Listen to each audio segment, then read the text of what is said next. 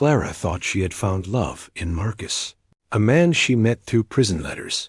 But what began as a dream romance would soon turn into a deadly nightmare.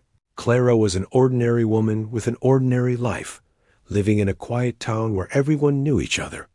She had a steady job at a local library, spent her weekends reading and gardening, and had a small circle of close friends who cared about her deeply. Despite the calm of her daily routine, there was a sense of restlessness within her. Clara dreamed of adventure and excitement, of a life that felt larger than the predictable pattern of work and home. She longed for something intense, something that would sweep her off her feet and make her feel alive. It was on an otherwise uneventful afternoon that Clara noticed a letter lying among the usual bills and advertisements. The envelope was heavy and slightly worn, its handwriting neat yet unfamiliar. When she opened it, she discovered a letter from Marcus, a man she had never met, who was serving time in a nearby prison. The letter began with an introduction, but it quickly became clear that Marcus had spent months carefully composing his words, describing his life, his mistakes, and the regrets that had led him to prison. There was a raw honesty in his writing, an unusual vulnerability that pulled at Clara's curiosity. Each letter that followed over the next few weeks painted a different picture of Marcus. He admitted to his crimes without excuses, spoke of his childhood hardships, and described the loneliness of prison life. But more than anything, he wrote about hope. Marcus expressed a desire to change, to leave behind the violent past that had landed him behind bars. His words were filled with determination and charm, and he promised that one day he would be free to build a new life, one that could include Clara, if she chose to trust him. Despite the warnings from her friends and family, who thought she was making a dangerous mistake, Clara felt herself drawn deeper into Marcus's world. She began looking forward to every letter, analyzing each line for signs of sincerity and honesty. To her, he was more than a convict. He was someone who had experienced life in its rawest form, someone who understood pain and loss and was determined to rise above it. There was an intensity in his writing that her calm, measured life had never offered. As the weeks passed, Clara's thoughts became consumed by Marcus. She imagined what it would be like to meet him in person, to see if the man in the letters matched the man behind the bars. She wondered if the connection she felt through the written word could translate into reality. Every letter made the distance between them seem smaller, as if the walls of the prison could not contain the bond that was forming. By the time Marcus mentioned that he had been approved for a visit from family and friends, Clara was ready. The idea of meeting him for the first time filled her with a mix of excitement and fear. Her heart raced at the thought of stepping into a world so different from her own, of encountering a man whose life had been marked by choices she could hardly imagine. For Clara, the letters had become more than communication. They were a lifeline to a life of passion and danger, a life she could not resist even as shadows of doubt lingered in the back of her mind. Clara knew that choosing to trust Marcus was risky, yet something inside her whispered that the risk was worth taking. The letters had awakened a longing she could no longer ignore, a desire to step beyond the safety of her small town and experience something that felt larger than life. Little did she know, those letters would be the first step on a path that would change everything she thought she knew about love, trust, and danger. Clara could hardly contain her nervous excitement as the day of her visit approached. For weeks, she had imagined what it would be like to see Marcus face to face, to hear his voice and feel the reality of his presence. The thought of entering the prison, walking through the heavy gates and cold corridors, made her stomach twist with a mix of fear and anticipation. She had tried to rationalize her feelings, telling herself that she was visiting a man with a criminal past, someone who had made terrible mistakes. Yet, the more she tried to suppress the thrill, the stronger it grew. The drive to the prison felt endless, each mile a reminder that she was stepping into a world so far removed from her ordinary life. When she finally arrived, the tall fences and watchful guards created a chilling sense of finality. Clara's heart pounded in her chest as she handed her identification to the officer, explaining that she had come to visit an inmate. The officer gave her a brief, curt look before directing her to a waiting area, where other visitors sat quietly, some reading, some staring into space, all waiting for their moment behind the glass. Clara felt out of place among the hardened air of routine and formality, yet she could not shake the anticipation that pulled her forward. When Marcus appeared on the other side of the glass, he looked different from how she had imagined. His eyes held the same intensity she had sensed in his letters, but there was also a weariness, a depth shaped by years of confinement. He smiled. A small Clara could hardly calm her nerves as she entered the towering gates of the prison. The building loomed over her like a fortress, its gray walls and high fences giving off a cold, unwelcoming aura. She had imagined this moment countless times, but nothing could have prepared her for the overwhelming reality of being inside. The security checks were strict and impersonal. Guards scanned her bag and ID, their eyes sharp and unyielding, and every beep of the scanner made her heart skip a beat. Clara felt both excitement and fear. She was about to meet Marcus, the man whose letters had consumed her thoughts for months. Yet now that the moment had arrived, the weight of the situation pressed down on her like a heavy stone. Once she passed the checks, she was guided to a small waiting room filled with other visitors. The room smelled of antiseptic and carried an eerie silence, broken only by the distant echoes of metal doors clanging. Visitors sat stiffly on plastic chairs, some clutching envelopes or small bags, others staring blankly at the walls. Clara felt out of place, her anticipation making her restless, while the atmosphere seemed cold and oppressive. Minutes stretched into an eternity as she waited, every tick of the clock intensifying her mixture of anxiety and curiosity. She tried to remind herself why she was here. She believed Marcus was different, that he had truly changed.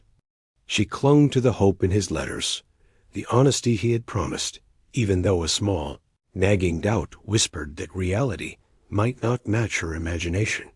Then she saw him. Marcus appeared at the other end of the room, escorted by a guard. The man she had read about, imagined, and dreamed of was real, and he was standing just a few feet away. He looked taller and stronger than she had pictured, his presence commanding and unmistakable. His eyes, sharp yet weary, met hers, and in that instant, the months of letters and anticipation crystallized into a tangible reality. Clara felt her pulse quicken, her stomach twisting with a mix of exhilaration and fear. The glass partition between them felt like both a barrier and a bridge. Through it, she could see the lines of his face, the subtle movements of his hands, the intensity in his gaze that had leapt from paper into life. As the visitation session began, Marcus's voice carried a warmth and charm that she had imagined but never truly heard. Every word he spoke seemed calculated to reassure her, to show her that he was sincere and changed. Clara hung on each sentence, noting the pauses, the expressions, the sincerity in his tone. He spoke of the future he envisioned, the life he wanted to build outside these walls, and the dreams he held for a relationship with her. It was easy to be swept away by his promises, by the seeming honesty that radiated from every carefully chosen word. Despite the warnings she had received from friends and family, Clara found herself believing him. The prison walls faded into the background, replaced by the vision of a life together, free from confinement and past mistakes. She imagined the day he would walk out of these gates as a free man, and she would be waiting, ready to start anew.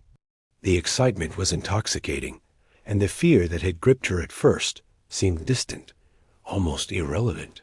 She felt a strange thrill at the thought of defying caution, at daring to believe in a love that most people would consider dangerous.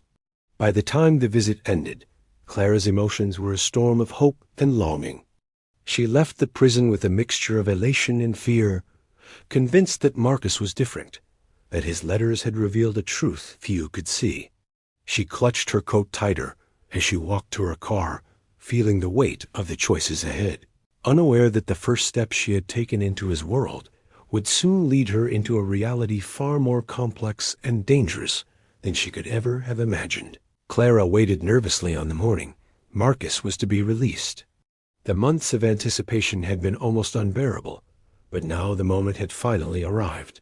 She arrived early at the prison gates, her heart pounding with a mixture of excitement, anxiety, and hope. The idea of seeing Marcus step out into the world for the first time in months and into a new life with her filled her with a sense of possibility she had never felt before. As she waited, she watched the other visitors come and go, but her focus remained entirely on the doors that would soon open for Marcus. When he finally emerged, the sight took her breath away. Marcus looked different from the last time she had seen him behind the glass partition. There was a lightness in his step, a freedom in his posture, and a strange intensity in his eyes that made her both excited and wary. He smiled at her the moment he spotted her, and Clara felt a wave of relief mixed with exhilaration. The months of letters, the planning, the endless dreaming, they had all led to this single, decisive moment. She walked toward him, and when they finally met outside the prison walls, it felt as though the rest of the world had disappeared. At first, life together was intoxicating. Marcus seemed eager to start anew. He spoke of his plans, of the job he wanted to take, the apartment they could rent, and the life they could build together. Clara felt like she had stepped into a story she had only ever read about in novels. The ordinary town she had always found quiet and predictable now seemed full of promise and opportunity. Friends and neighbors who had known her simple routine were surprised by the sudden change in her demeanor. Clara felt alive in a way she never had before, and Marcus's presence seemed to fuel that energy. But as the days passed, subtle cracks began to appear. Clara noticed that Marcus would sometimes disappear for hours without explanation. Phone calls he received were often hushed, his expression guarded whenever he stepped away from her. She tried to dismiss her unease, attributing it to the stress of reintegrating into society after years in prison. But small incidents, like money missing from their joint account or unexpected deliveries of packages she hadn't ordered, began to chip away at her sense of safety. The apartment, which had first felt like a sanctuary, began to feel more like a place of secrets. Despite these warning signs, Clara remained determined to see the good in Marcus. She clung to the vision he had painted in his letters, the promises he had made about leaving the past behind. Every smile, every gesture of affection, seemed to reinforce her belief that he had truly changed. She wanted to trust him, to believe that love could overcome any obstacle. Yet the unease she felt at the back of her mind refused to disappear entirely, like a shadow she could not shake. As the weeks turned into months, Clara found herself caught between hope and fear. She became increasingly vigilant, watching Marcus carefully, questioning the truth of every word, every action. The intensity of her emotions mirrored the intensity of their connection. It was a bond that seemed impossible to break, yet carried with it an unspoken danger. Clara's life had transformed overnight, but she could not have imagined that the man she had chosen to trust and love was a catalyst for events that would soon spiral out of control, leading her into a darkness from which there might be no escape. At first, Clara tried to ignore the uneasy feeling gnawing at her. She told herself that adjusting to life outside prison was difficult for Marcus, that the past weighed heavily on him, and that his odd behavior was part of a necessary transition. But the signs became impossible to dismiss. Small things that once seemed insignificant began to stack up, creating a pattern she could no longer overlook. Friends noticed that Marcus would snap at her over minor mistakes or sudden noises, his temper unpredictable and sharp. Clara excused it, thinking stress or frustration, but deep inside, a cold fear was beginning to creep in. It started with the phone calls. Marcus would step out of the room, speaking in hushed tones, his face shadowed with tension. Clara tried to peek at the caller ID, hoping for some ordinary explanation, but the numbers were often unfamiliar, sometimes blocked, leaving her with only questions. When she asked casually about these calls, Marcus's answers were vague, dismissive, and sometimes laced with irritation. Clara wanted to believe him, but an unease had taken root that she could not shake. Every glance, every furtive movement, seemed to carry a hidden message she could not decipher. Then came the financial irregularities. Money started disappearing from their joint account. At first, it was small amounts, easy to attribute to mistakes or pending payments. But the withdrawals grew larger, often without explanation.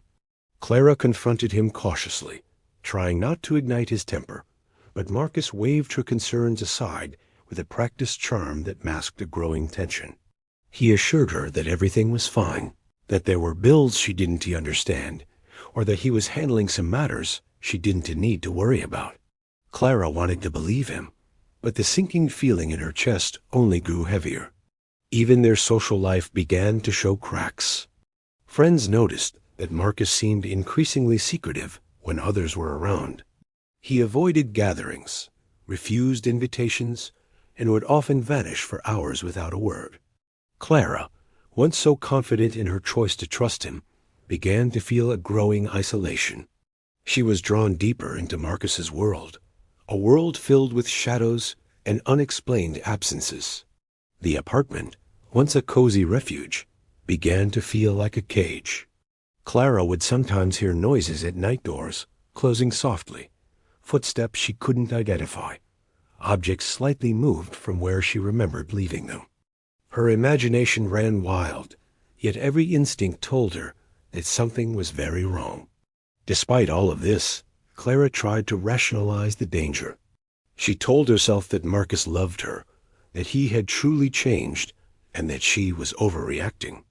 But the small betrayals and secrets mounted, each one a thread unraveling the delicate fabric of trust they had built. Clara's hope began to clash with a rising terror, creating an internal war she could not resolve. Every day became a careful dance of observation, questioning, and cautious trust. The life she had once dreamed of with Marcus now seemed precarious, a fragile illusion, teetering on the edge of collapse. As Clara lay awake at night, staring at the ceiling, she began to understand that the man she had chosen from prison was not just complicated or troubled. He was hiding parts of himself that she might never fully understand. And somewhere deep inside, a chilling realization took hold. The person she had brought into her life might not just disrupt her world, he might destroy it entirely. Clara had begun to notice a tension in the air that she could no longer ignore. Every day felt heavier, as if the apartment itself had absorbed Marcus's secrets and dark moods. She tried to carry on with her routines, going to work, meeting friends, running errands, but there was always an underlying fear, a sense that something unseen was waiting just beyond her awareness. It was during one of these ordinary days that a stranger appeared, a man whose presence unsettled her more than she could immediately explain. He approached her outside a small cafe where she had gone to get a coffee. His eyes were sharp, calculating, and filled with an urgency that made Clara instinctively step back. He spoke quickly, warning her that Marcus was dangerous, that the life he had presented to her was a carefully constructed illusion. Clara's first reaction was disbelief.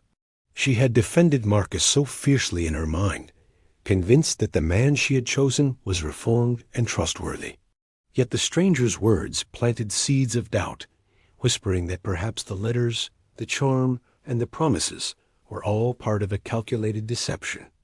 The man told her things she could not immediately verify, details about Marcus's past that he had never shared in his letters. He spoke of people Marcus had associated with in prison, of threats and unresolved conflicts, of incidents that Clara had assumed were behind him. She felt a chill as she listened, a cold knot of fear tightening in her stomach. Something in his tone, in the urgency of his warnings, made her hesitate. For the first time, the reality of Marcus's past seemed impossible to ignore, and Clara realized that she might have underestimated the danger she had invited into her life. That evening, Marcus returned home later than usual, and there was a strange odor clinging to his clothes, a mix of alcohol and something she could not identify. He seemed distracted, tense, and unusually silent. Clara tried to appear casual, forcing herself to speak about ordinary things, but the atmosphere was thick with unspoken tension. Every movement Marcus made, every glance he cast her way, carried an intensity she could not read. Clara's mind raced with questions, but she forced herself to maintain composure. She did not want to alarm him or provoke a reaction that could put her in immediate danger. The apartment, which had once felt like a haven, now seemed suffocating. The walls that had protected her from the outside world now felt like they were closing in, hiding secrets that were slowly revealing themselves. Clara couldn't shake the feeling that she was being watched, that every step she took was being calculated and judged. The letters that had once promised love and redemption now seemed like a distant dream, overshadowed by the cold reality of the man sitting silently across from her. As the night wore on, Clara realized that she could no longer ignore the warnings, whether from the stranger or from her own instincts. Something was deeply wrong, and the life she had imagined with Marcus was slipping further from her grasp. Fear and hope collided within her, leaving her paralyzed between the desire to believe and the need to survive. She knew that the choices she made in the coming days would determine whether she could escape the shadows closing around her or whether she would be consumed by them entirely. Clara had begun to see the cracks in Marcus's carefully constructed facade, and the unease that had haunted her for weeks intensified into a gnawing fear she could no longer ignore. One evening, after Marcus had gone out for what he said was a meeting with a friend from work, Clara began to search their apartment. It was a cautious exploration, a silent attempt to uncover what he was hiding without drawing attention to herself. What she found shattered any remaining illusions she had held about him. In a hidden compartment behind a loose panel in the bedroom closet, Clara discovered stacks of cash, neatly bundled but unaccounted for. Alongside it were several small, sharp weapons she had never noticed before. Panic rose in her chest as she realized the implications. Marcus had been living a lie, carefully concealing a dangerous side of his life that he had never mentioned. The letters, the charm, the promises of a new beginning, they were all a mask, concealing a man capable of far more than she had imagined. The fear she felt was not just about betrayal. It was about survival. Clara spent that night lying awake, the evidence before her, her mind racing with thoughts and possibilities. She understood that leaving Marcus would not be simple. He was unpredictable, and the volatility she had glimpsed before now seemed magnified by the secrecy and danger surrounding him. She could not trust that he would allow her to walk away freely. Yet staying felt equally impossible, a slow surrender to a life that could cost her everything. Every instinct screamed that she needed a plan, a way to escape the trap she had willingly walked into. Over the following days, Clara began quietly reaching out for help. She contacted authorities indirectly, seeking guidance on how to protect herself without alerting Marcus. Every action had to be cautious, measured, careful. Even a small mistake could tip him off and provoke a reaction she might not survive. Clara's anxiety grew with each passing hour, but it was tempered by a resolve she had never known. For the first time in her life, survival became more important than hope, more important than love, more important than the fantasy she had once clung to. Meanwhile, Marcus's behavior became increasingly erratic. He sensed a shift in her demeanor, a subtle distance she could not disguise. His charm remained, but there was now an edge of suspicion in his eyes, a tension in his movements. Clara could feel it, like a predator detecting hesitation in its prey. Every interaction became a test, every word weighed and measured. She could no longer rely on his promises or reassurances. The man she had once trusted was now a source of constant danger. Despite the fear, Clara's determination hardened. She began planning her escape in secret, identifying safe places she could go, people she could trust, and ways to leave without drawing attention. She rehearsed every step in her mind, imagining the risks and preparing for the worst. The apartment that had once felt like a home had become a cage, and every hour she spent there reinforced the urgency of her situation. By the end of the week, Clara knew the moment to act was near. She could no longer delay, no longer pretend the danger wasn't real. The realization settled over her like ice. The life she had chosen, the man she had believed she could trust, had brought her to the brink. And now, with the truth fully revealed, every decision she made could mean the difference between life and death. The morning Clara disappeared began like any other, but by the afternoon, the ordinary rhythm of her life had been shattered. Neighbors noticed her car still parked in front of the apartment, the door unlocked and lights left on as if she had stepped out for a moment and never returned. Panic began to creep into the quiet building, spreading among friends and coworkers who had grown used to her steady, predictable presence. Calls to her phone went unanswered, and messages were met with silence. Clara, who had once carefully planned her every step, seemed to have vanished without a trace. Her apartment, once a sanctuary, told a story of sudden abandonment. Personal belongings were left behind her wallet, a few pieces of clothing, and a diary she had maintained quietly over the months. Nothing appeared stolen, except for small amounts of cash that she occasionally kept in a hidden spot. And yet the hidden compartment with Marcus's weapons and larger bundles of cash remained untouched. It was as if Clara had made a deliberate effort to leave quietly, aware that she could not confront Marcus directly. The scene struck investigators as both mysterious and deliberate, a puzzle that seemed to hint at fear and forethought in equal measure. The police were called, and the investigation began immediately. Officers combed through the apartment, noting signs that Clara had been careful, meticulous even, in her attempts to plan her escape. Surveillance cameras in the surrounding area were checked, witnesses questioned, and neighbors interviewed. Nothing, however, offered a clear picture of where she might have gone. It was as though she had dissolved into the city, leaving only questions and fear behind. Marcus, meanwhile, could not be found at the apartment that morning. He claimed he had gone to run errands, but his story was vague, and investigators quickly noted inconsistencies in his account.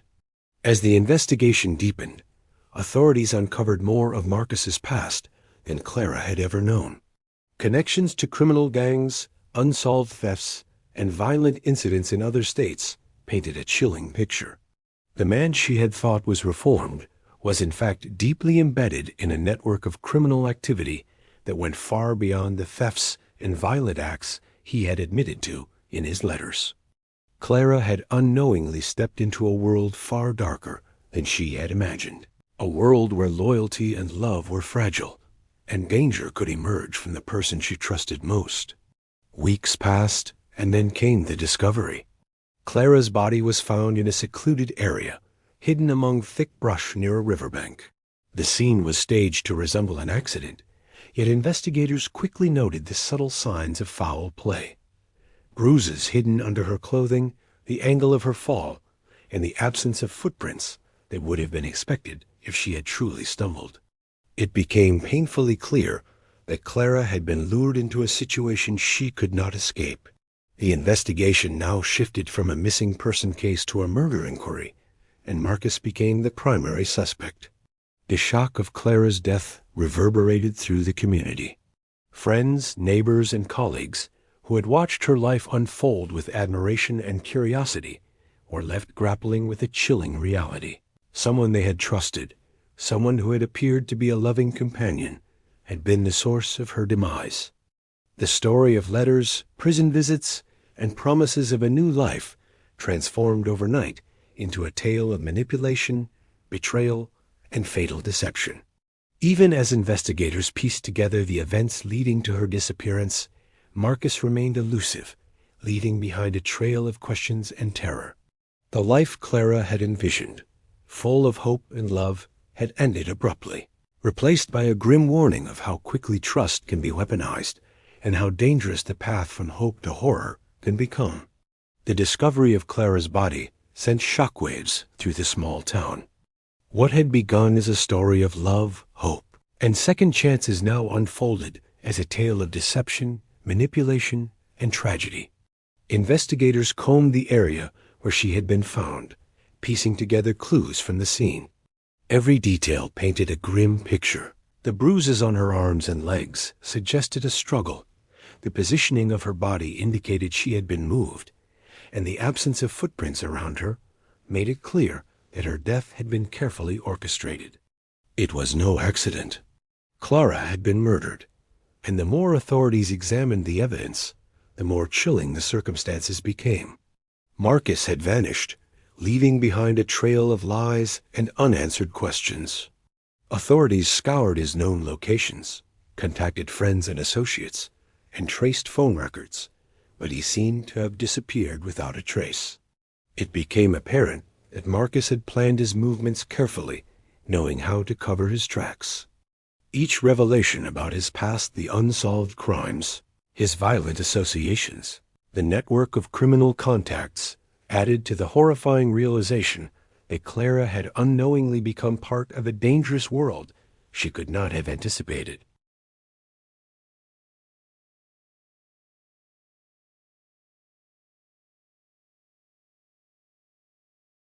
The charming letters that had drawn Clara into his world were not the result of remorse or honesty, but calculated manipulation.